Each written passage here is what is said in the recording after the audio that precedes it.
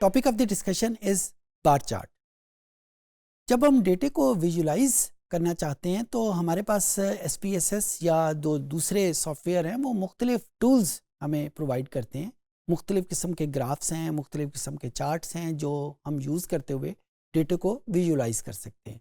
और ये जहन में रखिएगा कि जो विजुअलाइजेशन है वो डेटा एनालिटिक्स की मोस्ट पावरफुल और मोस्ट कंपल्सरी टेक्निक है।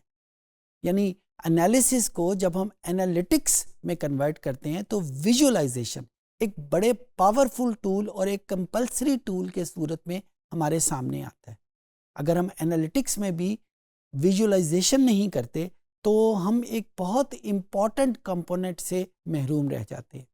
सो इस वजह से हम डेटा विजुअलाइजेशन के ऊपर बड़ा फोकस करते हैं। जब हमने विजुअलाइजेशन क्या कोई पहले लेक्चर किया था तो हमने बड़ा तफसील से डिस्कस किया था कि हमारे पास दो वर्ड्स हैं, ग्राफ और चार्ट। अंग्रेज़ी लैंग्वेज में तो शायद ये एक ही चीज़ के नाम हैं, लेकिन जब हम स्टैटिस्टिक्स की बात करते हैं, जब हम डेटा एनालिटिक्स की बात करते हैं तो ये दोनों वर्ड एक नहीं होते बल्कि दो मुख्तलिफ वर्ड हैं। हम क्वांटिटेटिव वेरिएबल के लिए जो टर्म यूज़ करते हैं वो ग्राफ है, और हम कैटेगोरिकल वेरिएबल के लिए जो टर्म यूज़ करते हैं वो चार्ट है। सो चार्ट का वर्ड जहाँ पे भी होगा, एक बात लाजमी है कि फॉर जो वेरिएबल जिसके लिए ये बना होगा वो लाजमी तौर के ऊपर क्वालिटेटिव है, कैटेगोरिकल है। अच्छा, बहुत मज़े की बात है कि ये जो डिस्टिंक्शन है, ये डिस्टिंक्शन आपने खुद बनानी है। कंप्यूटर यहाँ पे आपकी कोई हेल्प नहीं करेगा। यानी अगर आप एक क्वांटिटेटिव वेरिएबल के लिए कंप्यूटर को कहेंगे कि बार चार्ट बना दो, वो बना देगा, लेकिन उस बार चार्ट की हमें कोई समझ नहीं आएगी कि ये क्या चीज़ है। तो ये डिस्टिंक्शन कि बार चार्ट सिर्फ कैटेगोरिकल वेरिएबल के लिए होता है, क्वांटिटेटिव वेरिएबल के लिए नहीं होता, ये आपने खुद अपने जहन में रखनी है। फॉर एग्ज़ाम्पल, हमारे पास ये जो फाइल जिसके ऊपर हम अक्सर काम करते रहते हैं, कस्टमर डी बेस, इसमें एक वेरिएबल है age category, not age but age category. इस वेरिएबल को जब मैं विजुलाइज करना चाहूँगा तो अब मेरे पास जो ग्राफ्स हैं, और अभी तक जो ग्राफ हमने स्टडी किए हैं वो हिस्टोग्राम है, वो लाइन ग्राफ है और स्कैटरग्राम ग्राफ्स हैं, वो यहाँ पे यूज़ नहीं हो पाएंगे। क्यों? क्योंकि ये क्वांटिटेटिव वेरिएबल है ही नहीं है। हमें कैसे पता चला कि ये क्वांटिटेटिव वेरिएबल नहीं है? जी, वेरिएबल व्यू में ये चीज़ मौजूद होती है। हर वेरिएबल की जो टाइप है वो उसमें लिखी हुई होती है, कि जहाँ से हम ये कंफर्म कर सकते हैं कि जो वेरिएबल हम यूज़ करने जा रहे हैं उसकी नेचर क्या है। सो हम एज कैटेगरी के लिए एक बार चार्ट को डेवलप करते हैं। स्टैटिस्टिक्स में या ये SPSS में हमारे पास दो मेथड मौजूद हैं इसको करने के। हम बारी बारी वो दोनों मेथड आपके सामने रखते हैं ताकि जिस भी मेथड को आप यूज़ करते हुए कर सकें। हाँ, ये जहन में रखिएगा कि मेथड भले कोई सा भी हम यूज़ करें, जो रिज़ल्ट आएगा वो सेम ही होगा। So let's give it A try. ये हमारे पास फाइल है और यहाँ पे एनालाइज में अब मैं जो मेथड नंबर 1 है उसको आपके सामने करने लगा हूँ।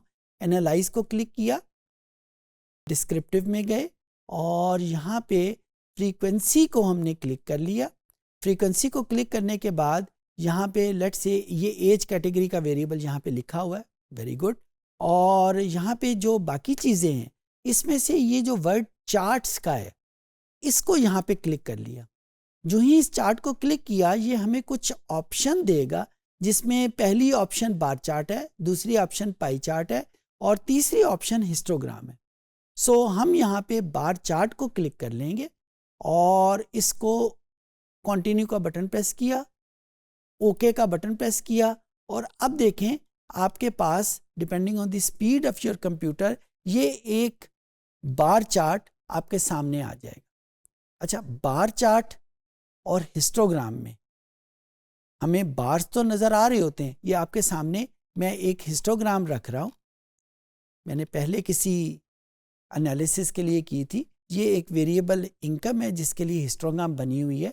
इसमें भी तो बार्स ही हैं, और ये जो जिसको मैं बार चार्ट कह रहा हूँ इसमें भी बार्स हैं।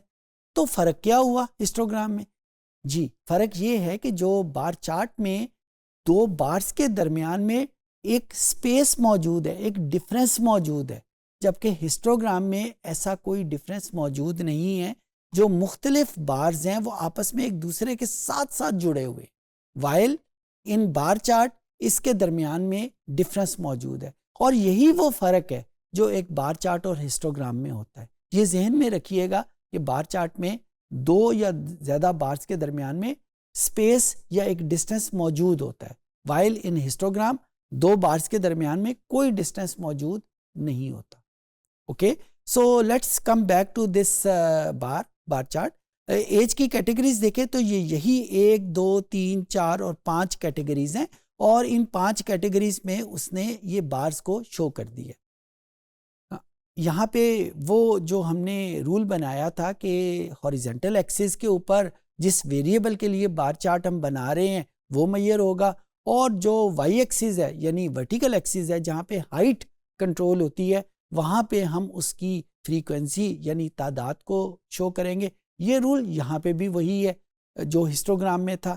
अच्छा, इसका मतलब क्या हुआ? इसका मतलब ये हुआ कि किसी बार की अगर हाइट ज़्यादा है तो इसका मतलब ये होगा कि वहाँ पे उन कस्टमर की तादाद ज़्यादा है। फॉर एग्ज़ाम्पल अगर मैं यहाँ पे देखूँ तो जिन कस्टमर की एज 18 साल से 24 साल के दरमियान में है उनकी तादाद सबसे कम है।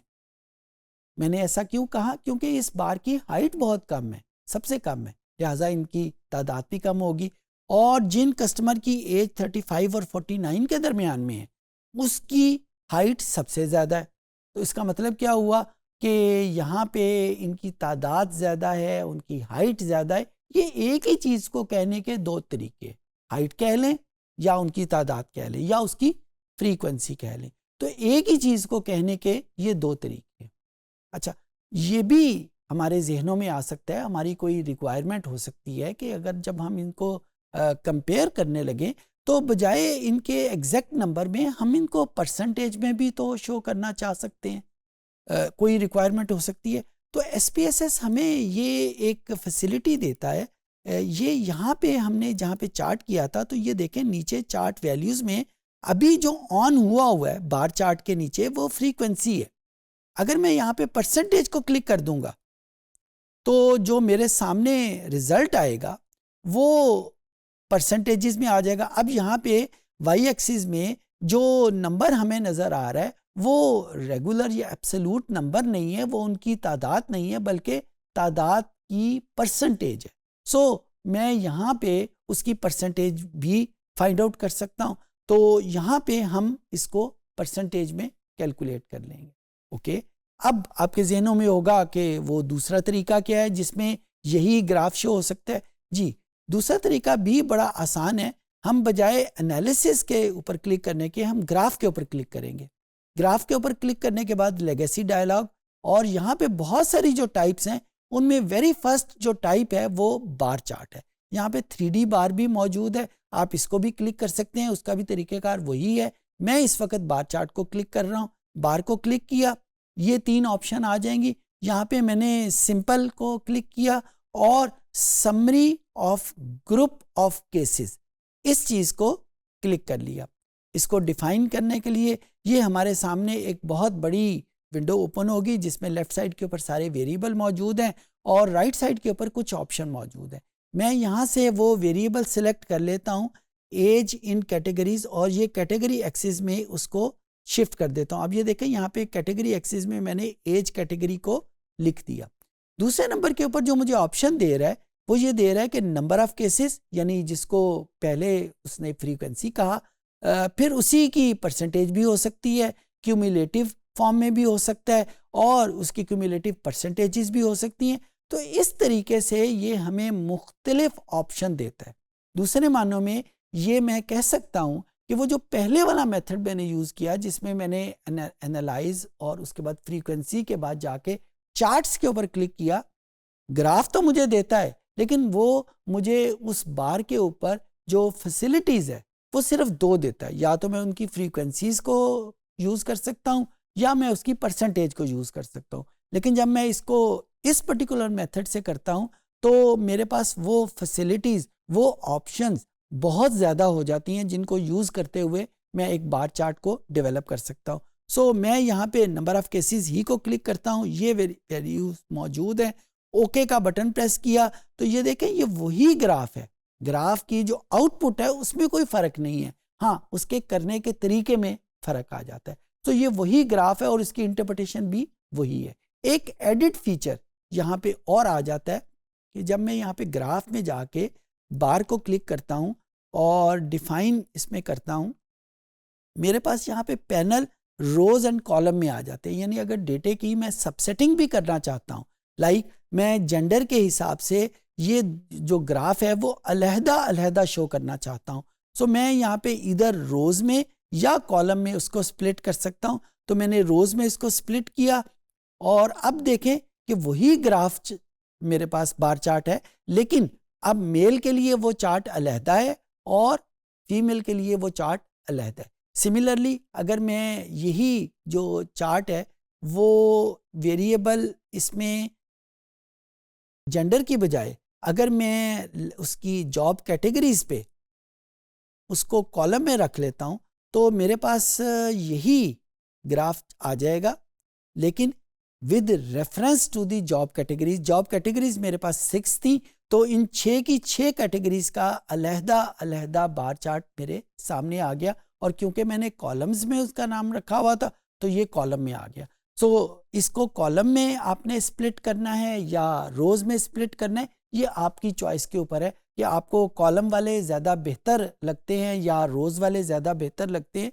This is nothing to do with the accuracy of the analysis, this is all to your own choice कि आपको कौन सी वैल्यू जो है वो बेहतर लग रही है। तो इस तरीके से आप इसको कंपेयर कर सकते हैं। और यहाँ पे क्योंकि सारी कैटेगरीज मौजूद हैं तो मैं बड़ी आसानी के साथ यहाँ से देख सकता हूँ कि कहाँ पे मेरे पास एज के ग्रुप्स ज़्यादा हैं। एक चीज़ बड़ी सीधी है कि एग्रीकल्चर और नेचुरल रिसोर्सेज के हवाले से मेरे पास क्योंकि यहाँ पे तादाद सबसे कम आ रही है, तो मैं ये कह सकता हूँ कि जो कस्टमर जिनका ताल्लुक एग्रीकल्चर और नेचुरल रिसोर्सेज से है उनकी तादाद इस डेटे में सबसे कम है। और ये भी कह सकता हूँ कि तादाद सबसे ज़्यादा शायद मुझे सेल्स एंड ऑफिसेज में नज़र आ रही है, बज़ाहिर मुझे ये लग रहा है। तो ये यहाँ पे इन कस्टमर की तादाद सबसे ज़्यादा है। तो इस तरीके के इंटरप्रिटेशन हम इस बार चार्ट को देखते हुए कर सकते हैं। तो इस तरीके से हम किसी भी वेरिएबल को हम कन्वर्ट कर सकते हैं बार चार्ट में। और ये याद रखने की चीज़ है, कंप्यूटर यहाँ पे आपको कोई हेल्प नहीं करेगा कि जिस वेरिएबल के लिए आप बार चार्ट बना रहे हैं वो वेरिएबल लाजमी तौर के ऊपर एक कैटेगोरिकल वेरिएबल हो, वो एक क्वांटिटेटिव वेरिएबल नहीं होना चाहिए। I hope I could make my self understood.